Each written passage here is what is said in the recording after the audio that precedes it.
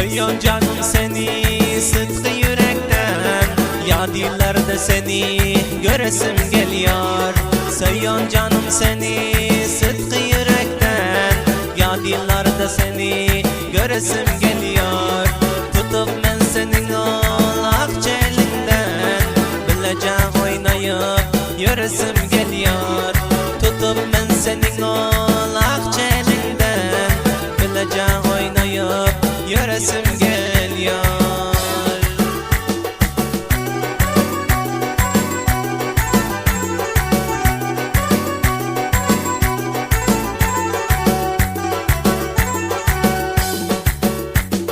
Bir seni sevdim ben kızlardan kalap, ömürlük baloli bilece oynap.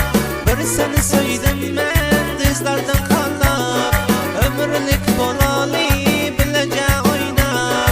Toylar tutsak bile gönlümüz şadlap, bilece toyları tutasım geliyor. Toylar tutsak bile gönlümüz şadlap, bilece toyları tutasım geliyor.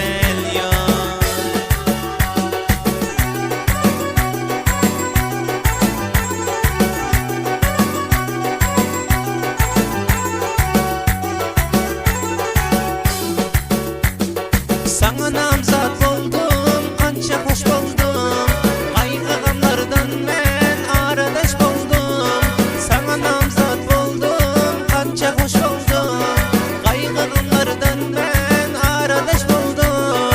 Ey gülüm seni atlayıp gördüm, ya dillerde seni göresim geliyor. Ey ciğerim bilsen atlayıp gördüm, ya dillerde seni göresim geliyor.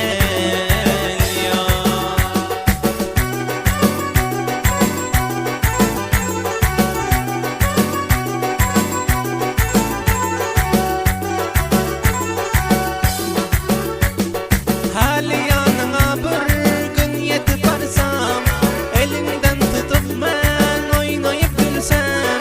Hali yanına bir gün yetip varsam, elinden tutup oynayıp gülsem. Kökteden toylar ben